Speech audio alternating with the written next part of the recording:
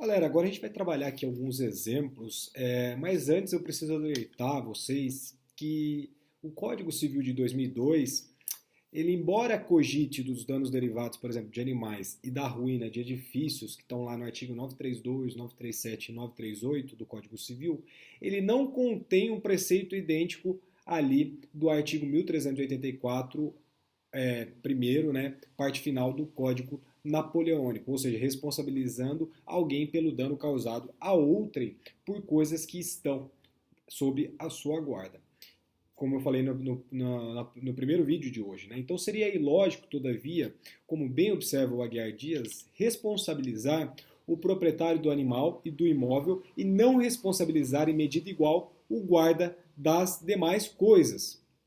Então, o que a gente tem que fazer? A gente tem que adotar e se valer da mesma regra adotada nos artigos 936, 937 e 938 do Código Civil, pois, até por uma questão de lógica, o princípio aplicado ao dono do animal e do edifício deve ser estendido ao guarda da coisa em geral. Ao guardião da coisa, claramente deve ser reconhecida a mesma situação do guardião do animal.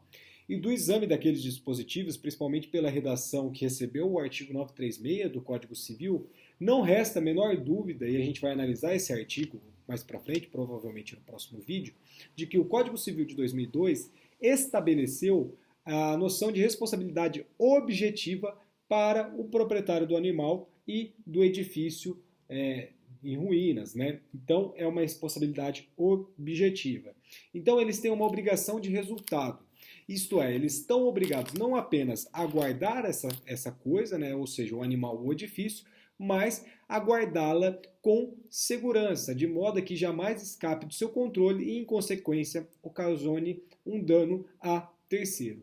Consequentemente, essa deve ser a regra para o guarda das demais coisas. Se a coisa se faz instrumento de um dano, é porque claramente ocorreu uma falta na guarda e porque o seu guardião faltou com o seu dever de segurança, o que torna obrigado a indenizar independentemente de culpa.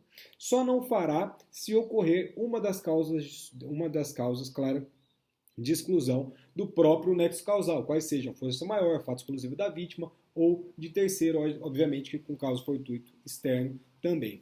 Então, sendo assim, parece-nos correto concluir que o Código Civil de 2002 não há mais dúvida de que a responsabilidade por fato das coisas é objetiva, tal como nos casos ali de dano causado por animais e pela ruína do edifício.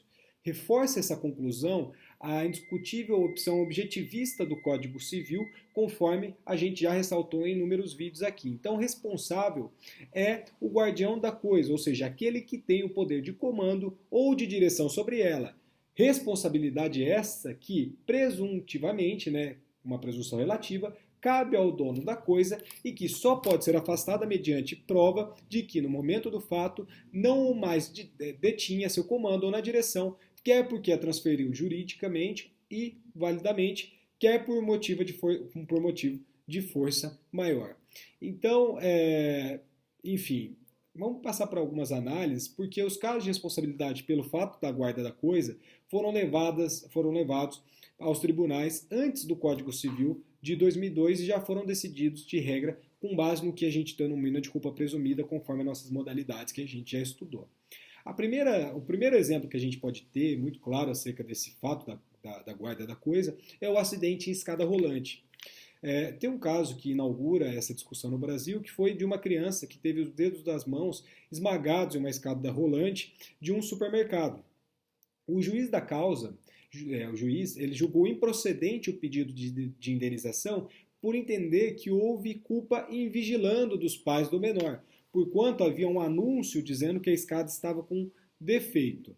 A sentença ela foi corretamente reformada no grau de apelação, no segundo grau de jurisdição, de vez que o juiz literalmente inverteu a responsabilidade. Portanto, quem causou o dano foi a escada rolante e não a criança, que na realidade foi a vítima desse dano.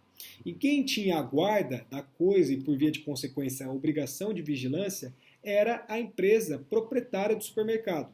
Então, a Câmara Civil, que analisou essa questão, decidiu que houve a violação desse dever de vigilância condenando a empresa a reparar um dano. Um simples anúncio no sentido de estar a escada com defeito, a toda evidência, não transfere sua guarda para terceiros, mas pelo contrário, aumenta esse dever de vigilância, porque de fato a escada está com defeito. Então, como o risco aumenta, o dever de vigilância também aumenta, como a gente já estudou aqui bastante também. Então a escada ela deveria ter sido interditada ou imediatamente consertada, sendo intuitivo que o controle material da mesma, né, escapou da empresa proprietária porque faltou no seu dever de vigilância. Obviamente que depois, isso ainda não tinha o CDC, mas depois do Código de Defesa do Consumidor, o caso obviamente deveria ser enquadrado no seu artigo 14, pela responsabilidade pelo fato dos serviços, então supermercados, shoppings, etc., são sim enquadrados na modalidade de relação de consumo e são fornecedores de serviços e seus frequentadores são consumidores. Então é uma responsabilidade através do CDC e, obviamente, como funciona no fato de outrem aqui, se existir a incidência pela especificidade da relação de consumo, por óbvio, a gente vai aplicar as normas consumeristas e não as normas do Código Civil. Um outro exemplo é um acidente em um elevador. Esse exemplo foi inaugurado através de uma discussão em que uma pessoa foi projetada no vão do elevador ao pretender nele entrar. A porta desse elevador estava com defeito, abrindo quando a cabina se encontrava em outro pavimento. Então, imagina, você está lá para entrar no elevador, chama o elevador, a porta abre e você avança, só que o elevador de fato não está lá. Nesse caso, o tribunal condenou o condomínio e a empresa encarregada da conservação desses elevadores por falta de vigilância.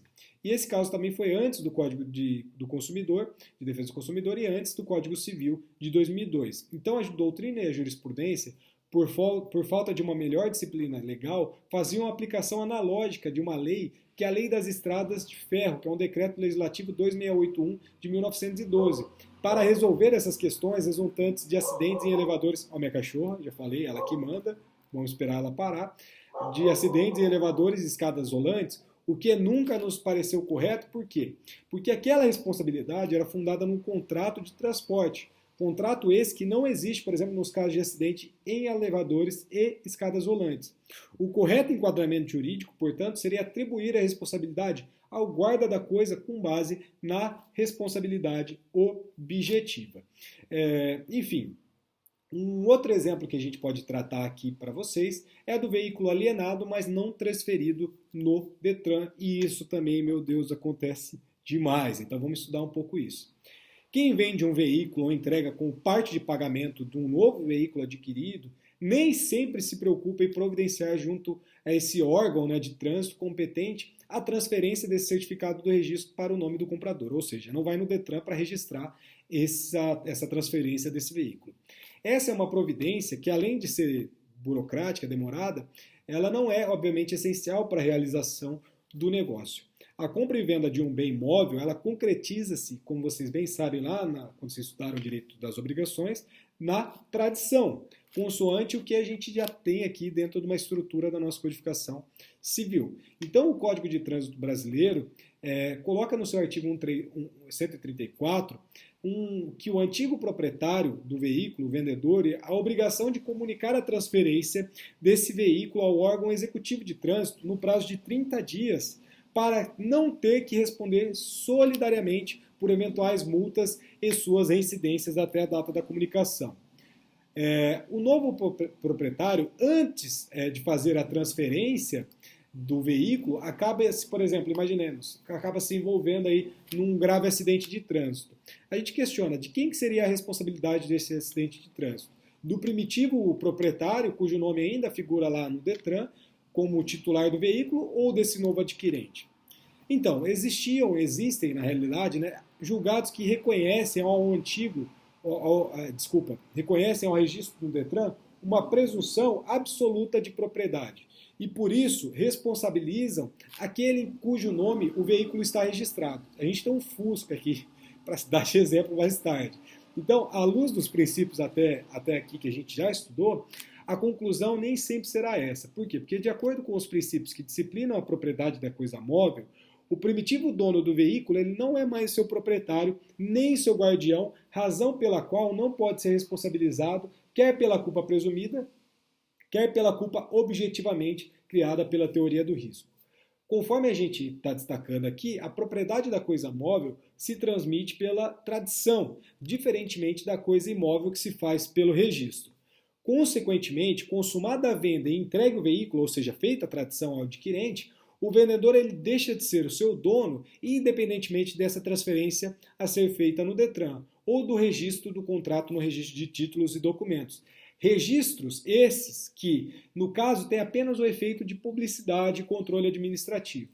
Logo, o vendedor ele não pode ser juridicamente responsabilizado a título de dono, porque proprietário ele não mais é, porque ele não é mais proprietário, ele fez a tradição e a tradição é quando se concretiza ali as questões da compra e venda do bem móvel.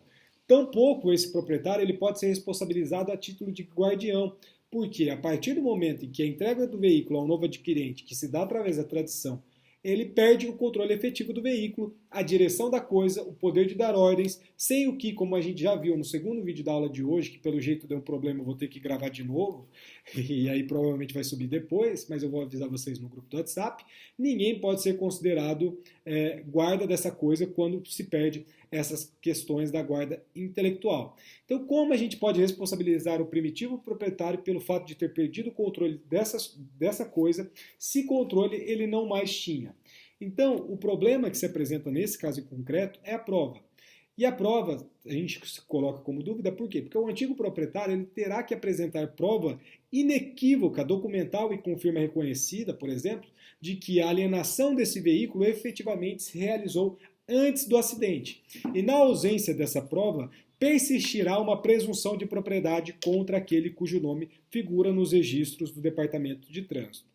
Então, nesse sentido, a gente tem uma súmula do Superior Tribunal de Justiça, a súmula 132, que fala para nós que a ausência de registro da transferência não implica a responsabilidade do antigo proprietário por dano resultante do acidente que envolva veículo alienado. Beleza? Tem outros exemplos, mas esses eu julgo os mais importantes. E agora a gente fecha esse vídeo e vamos falar mais dois grandes exemplos da responsabilidade pela guarda da coisa, que é a responsabilidade por fato dos animais e também a responsabilidade pela ruína do edifício. Já voltamos.